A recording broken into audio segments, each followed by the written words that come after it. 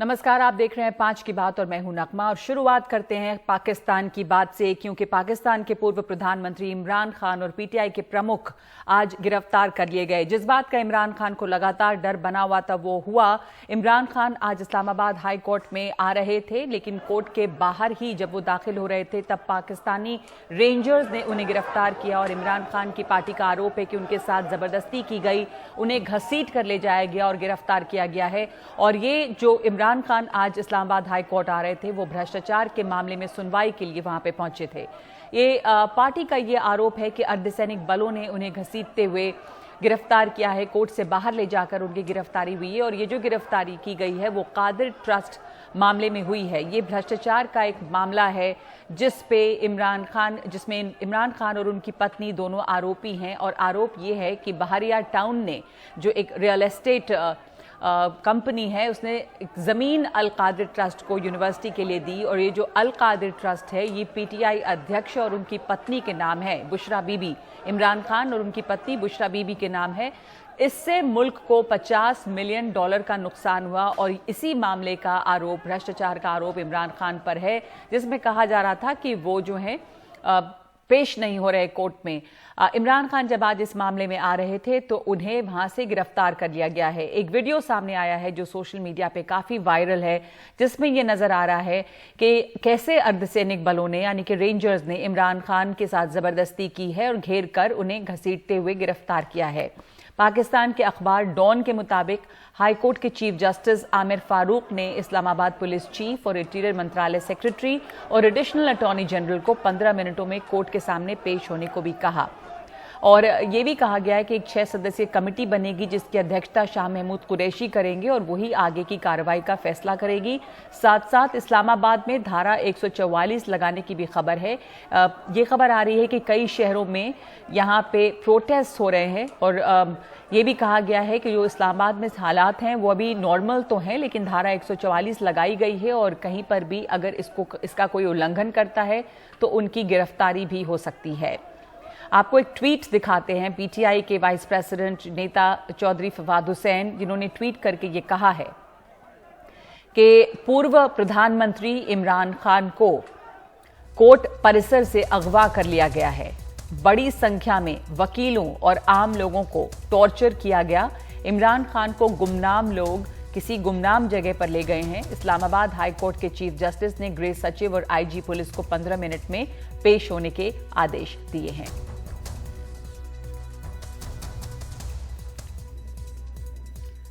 और इस वक्त हमारे साथ जुड़ रहे हैं पाकिस्तान से पॉलिटिकल एनालिस्ट, राजनीतिक विश्लेषक इम्तियाज गुल। इम्तियाज गुल साहब, हालात इस वक्त वहां पर क्या है? इमरान खान की गिरफ्तारी का आम आवाम में क्या कोई रिएक्शन दिखता है? क्योंकि इस पे बहुत कुछ मयसर है कि आगे क्या होगा, जो प्लान ऑफ एक्शन है। देखिए, अभी तो काफी गम गुस्सा है, उसका इजहार, एक्सप्रेशन उसका भी बहुत ज्यादा सामने नहीं आया है, क्योंकि ये सारा कुछ बहुत अचानक हुआ, एक लिहाज से बड़े छुपे अंदाज में हुआ। इमरान खान और उनके दूसरे जो नेता हैं पार्टी के, उनके खिलाफ पहले ही कोई 160 के करीब केसेस हैं। उसमें सेडिशन का केसेस है, बेसिकली क्रिमिनल केसेस है, टेररिज्म भी उसमें शामिल है।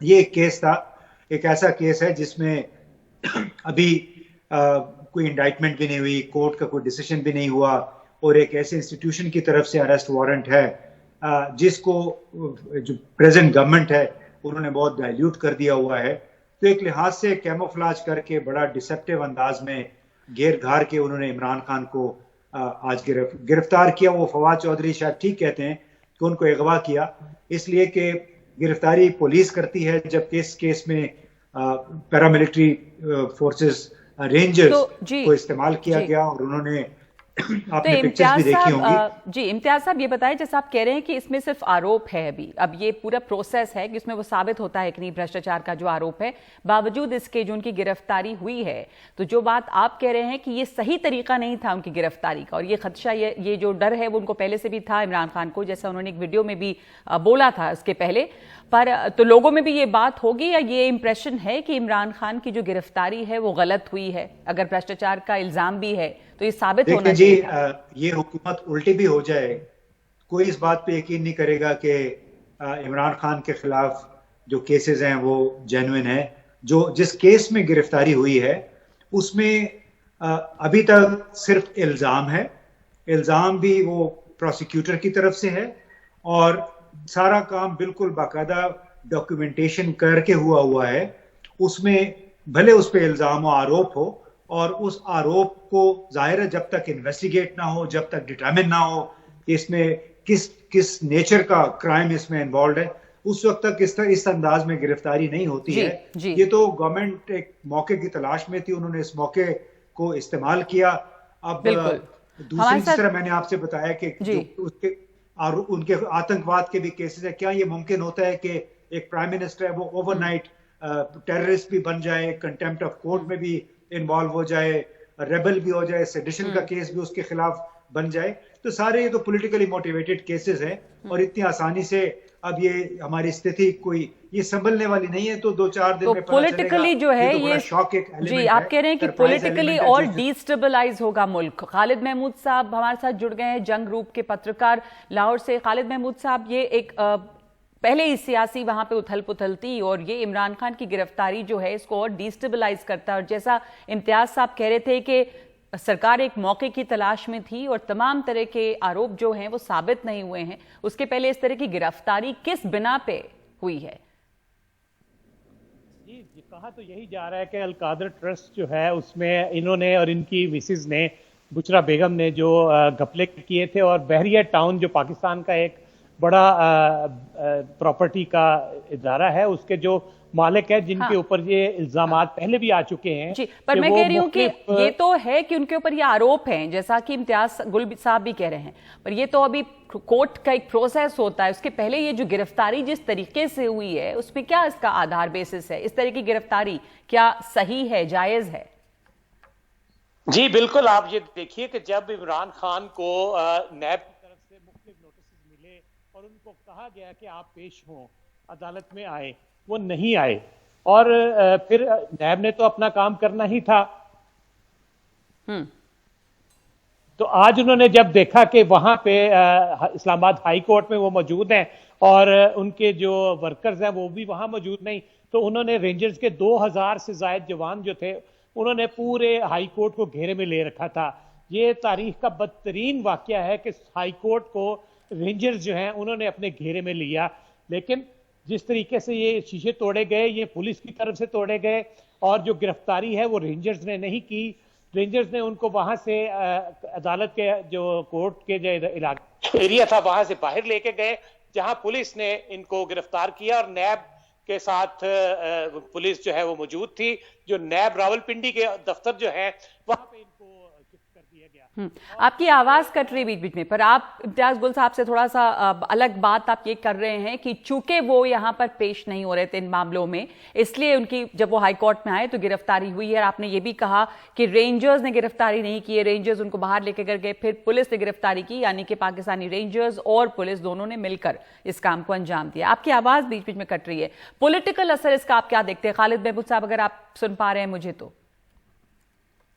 इसके असरात जिस तरीके से आज उन्होंने ये कहा है पीटीआई वालों ने कि भी आप बाहर निकलो, और लाहौर में ज़मान पार्क का जो इलाका जिस तरह आप ये दिखा रहे हैं वहां पे मुख्तलिफ लोगों ने झंडे उठाए हुए हैं और बाकायदा तौर पे एहतजाज का सिलसिला शुरू किया है।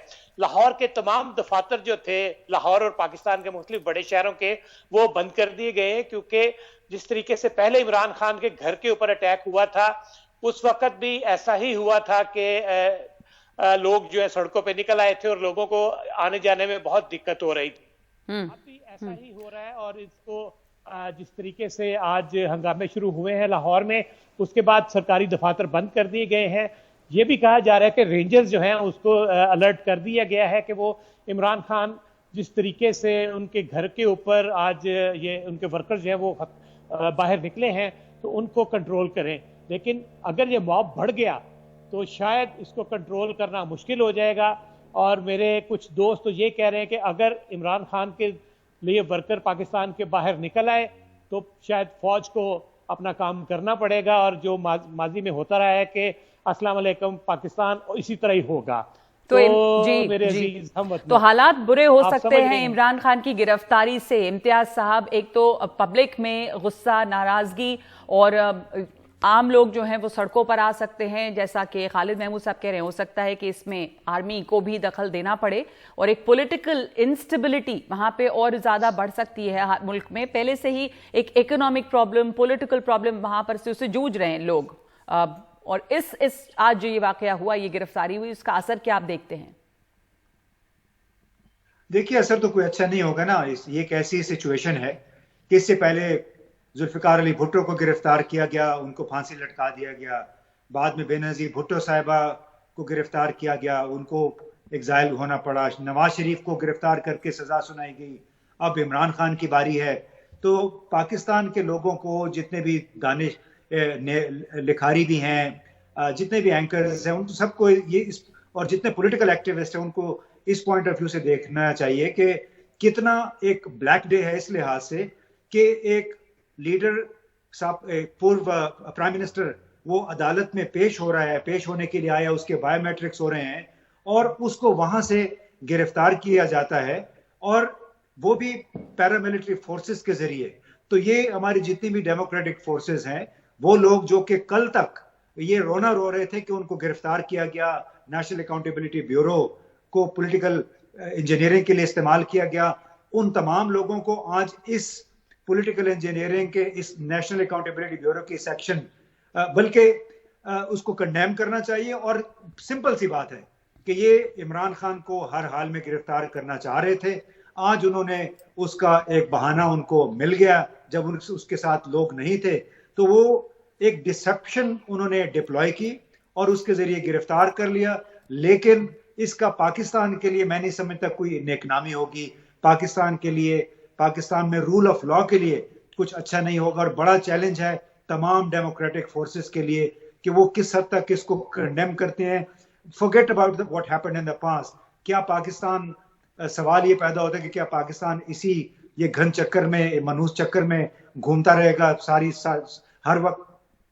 जी जी जी, शुक्रिया आप दोनों का। आप सही कह रहे हैं कि यहाँ पर ये एक बहुत ही, आपने कहा कि काला दिन है। जिस तरह से कोर्ट से गिरफ्तारी हुई, अगर उनके ऊपर आरोप हैं तो उसे साबित होना चाहिए था। एक पूर्व प्रधानमंत्री हैं और जैसा इम्तियाज गुल साहब कह रहे हैं कि लगातार ये कोशिश थी, सरकार को एक मौके की तलाश थी और आज वो मौका मिला जब बायोमेट्रिक्स के लिए इमरान खान वहां पर पहुंचे। उसके बाद उनकी गिरफ्तारी की गई है एक करप्शन के मामले में, और ये इल्ज़ाम है कि वो इसमें पेश नहीं हो रहे थे और इसी वजह से जब वो यहाँ कोर्ट में आए तो उन्हें गिरफ्तार कर लिया गया है। लेकिन इसका जो सियासी असर है वो बुरा होगा पाकिस्तान की अस्थिरता के लिए, इंस्टेबिलिटी के लिए।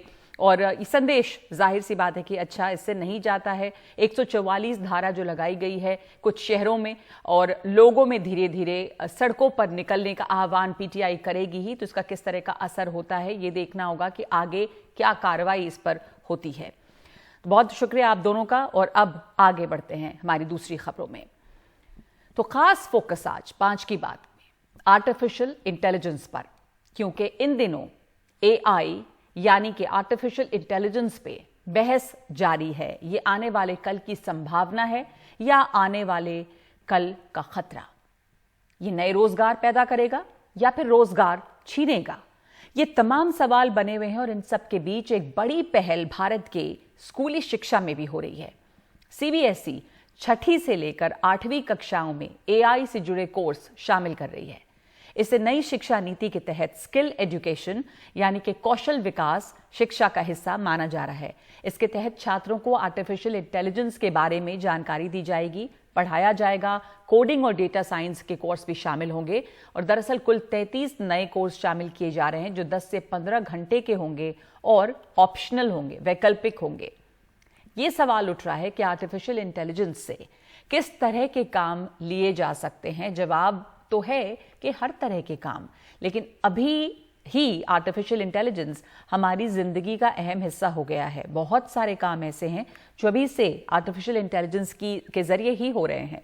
मसलन सेल्फ ड्राइविंग कार आ रही है, गूगल मैप्स तो हैं ही, face detection, voice recognition, text auto correct जो हो जाता है जब आप लिखते हैं, तो ये एक उदाहरण है आर्टिफिशियल इंटेलिजेंस का कि वो खुद ब खुद करेक्ट हो जाता है। ऑटोमेटेड ट्रांसलेशन, चैटबॉट, ई पेमेंट, सोशल मीडिया, एप्पल की सीरी जो फीचर है, अमेजॉन की एलेक्सा, ये तमाम आर्टिफिशियल इंटेलिजेंस के उदाहरण हैं।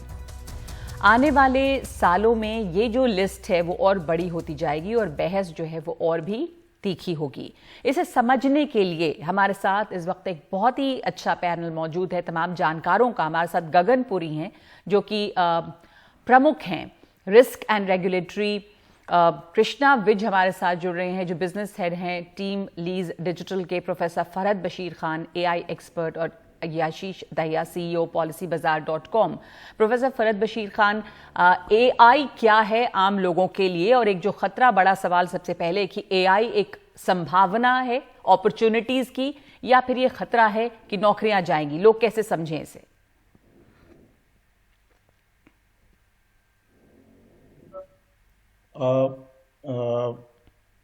Nice to be here. AI जो है वो हम लोगों ने उसका भी एक बहुत बड़ा हुआ बनाया जब चैट जीपीटी सामने आया। एआई का इस्तेमाल हम लोग तो बहुत ज़माने से कर रहे हैं और जैसे अभी बताया नगमा ने कि ऑटो करेक्शन और तरह तरह की चीज़ों के लिए और रीफ्रेज करने के लिए, कॉपी राइटिंग के लिए बहुत जगह हमारा एआई का इस्तेमाल था। इंटरफेस थोड़ा मुश्किल था, आम आदमी तक एआई का इस्तेमाल डायरेक्टली नहीं हो पा रहा था, कोडर्स की ज़रूरत थी।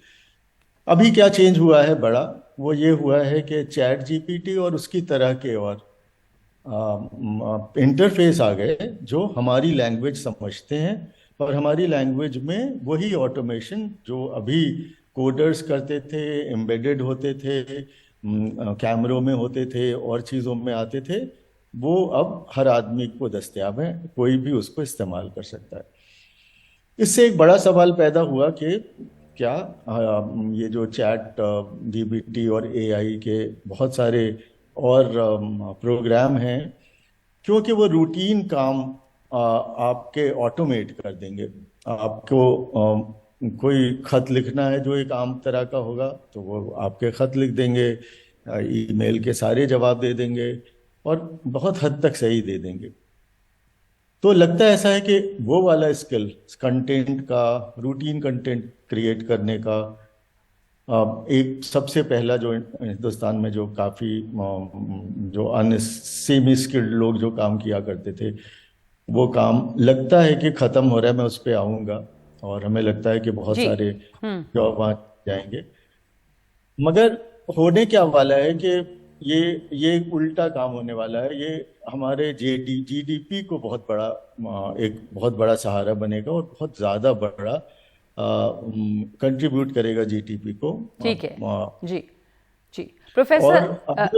प्रोफेसर फरहद, मैं आऊंगी आपके पास वापस। आपने जो ये बात अभी कही कि जीडीपी को और ये मदद करेगा, तो सबसे बड़ा सवाल जो आम लोगों के लिए होता है वो यही कि अगर ये तमाम काम एआई के जरिए होगा, अब तो एआई एंकर्स भी आ चुके हैं न्यूज़ के लिए, तो ये डर हर सेक्टर में बना रहता है। जैसे एक दौर वो भी है, मुझे याद है कि कंप्यूटर्स आए थे, जब कोई नई चीज़ आती है तो डर होता है कि ये जो हम काम कर रहे हैं वो अगर कंप्यूटर कर लेगा, वो कोई आर्टिफिशियल इंटेलिजेंस के जरिए होगा, तो फिर हमारी क्या रेलेवेंस रह जाती है।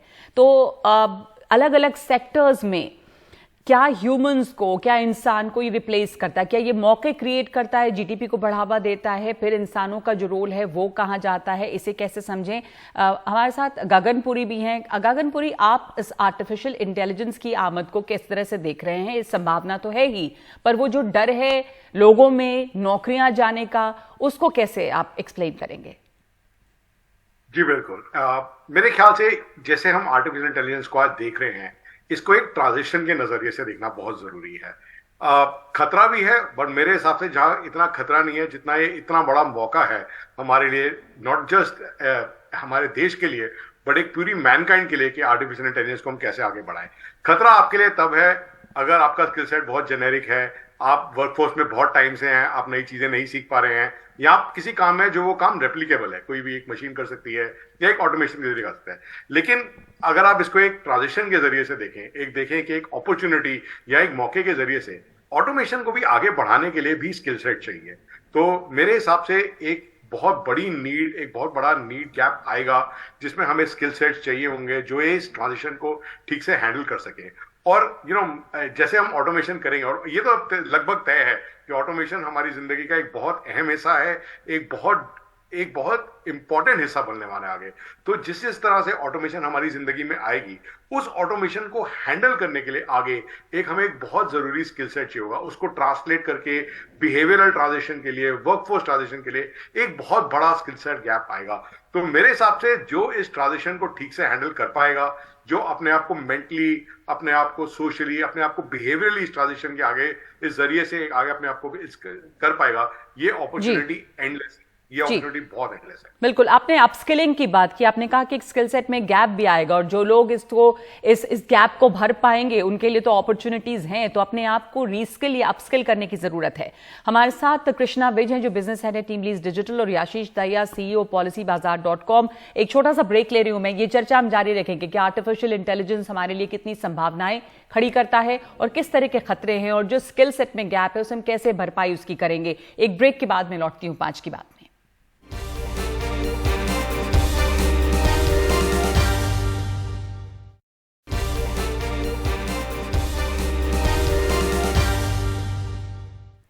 तो हम बात कर रहे हैं आर्टिफिशियल इंटेलिजेंस की। आने वाले दिनों में आर्टिफिशियल इंटेलिजेंस किस तरह की संभावनाएं लाएगा, लेकिन साथ ही किस तरह के खतरे भी हैं।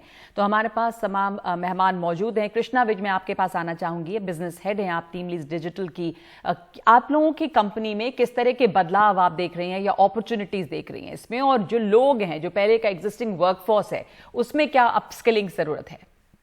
सबसे पहले बहुत बहुत शुक्रिया नगमा जी, आज मुझे इस महत्वपूर्ण विषय में अपने विचार व्यतीत करने के लिए। जैसे कि आपने कहा कि आर्टिफिशियल इंटेलिजेंस एक नया मौका और संभावनाओं से भरा हुआ है, उस स्टेटमेंट से मैं बिल्कुल वाकई में एग्री करती हूँ, क्योंकि उदाहरण के तौर पे आपने ऑलरेडी कह दिया कि कंप्यूटर और टाइपराइटर और कैलकुलेटर ऑलरेडी अपना एक महत्व बना चुके हैं और इससे जॉब्स नहीं गई है। AI के उपयोग से हम देख रहे हैं कि जिस तरह से हम जिस क्लाइंट से हम काम करते हैं, जैसे कि BFSI, रिटेल, ऑटोमोटिव और हेल्थ केयर सेक्टर में, हम देख रहे हैं कि यहाँ पर 40% ऑटोमेशन और प्रोडक्टिविटी बढ़ने की वजह से काफी सारे ट्रेडिशनल जॉब्स रिप्लेस हो रहे हैं। बल्कि इसके वजह से हम देख रहे हैं कि टेक्नोलॉजी अपनी गति से बढ़ने की वजह से नए जॉब्स भी क्रिएट हो रहे हैं, जैसे कि AI engineers, data analyst, machine learning expert और नेचुरल लैंग्वेज प्रोसेसिंग। तो हमारी कंपनी ये देख रही है कि जहां हम एक तरीके से एक ट्रेडिशनल मेथोडोलॉजी के हिसाब से हम डिप्लॉय करते थे बहुत सारे प्रोफेशनल्स को, हम देख रहे हैं कि बहुत सारे अपॉर्चुनिटीज आ रहे हैं जहां पर अपस्किलिंग, रीस्किलिंग की जरूरत है। क्योंकि ये जो जॉब्स है ये हाईली टेक्निकल और स्पेशलाइज्ड स्किल्स को रिक्वायर करते हैं, जिसकी वजह से इन जॉब्स की सैलरीज हाई होते हैं। तो AI के साथ सही तरह से डील करने वाले प्रोफेशनल्स की डिमांड भी बढ़ती जा रही है। मेरे हिसाब से ये डेफिनेटली एक नया मौका है विद्यार्थियों को अपने स्किल बदलने और AI में अपना करियर बनाने के लिए।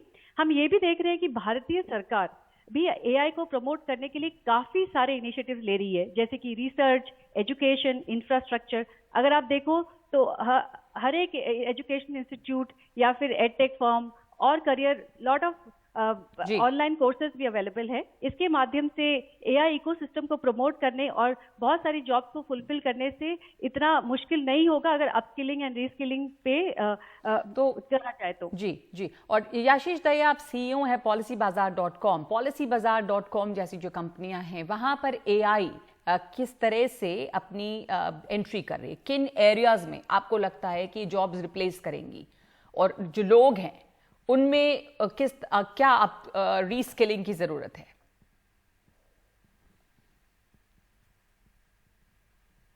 मुझे आशीष, चलिए मैं लेता हूं इस सवाल को जी। और सबसे पहले सवाल मैं जैसे बात हमारे साथ आशीष दहिया भी जुड़े हुए हैं क्या? सॉरी, आप ठीक है, ठीक। प्रोफेसर फरहद बशीर, आप बता दें कि हमने ये भी शुरुआत में बात की थी कि CBSE की जो करिकुलम है उसमें भी क्लास 6 ऑनवर्ड्स बदलाव, जो नई शिक्षा नीति है उसमें हो रहा है। तो बच्चों को में ये पूरा जो ट्रांजिशन है, अगर उसको हम संक्षेप में समझें तो किस तरह के एजुकेशन की जरूरत है बच्चों में तैयार करने के लिए? ये एक सवाल सारे मैं एजुकेशन पॉलिसी पे काम करता हूँ और एजुकेशन फोर पे, और ये एक बड़ा सवाल है सबके लिए, क्योंकि ये जो एआई का पढ़ाने का हम सोच रहे हैं, तो ये दो तरह का इसके प्रॉस एंड कॉन्स भी हैं।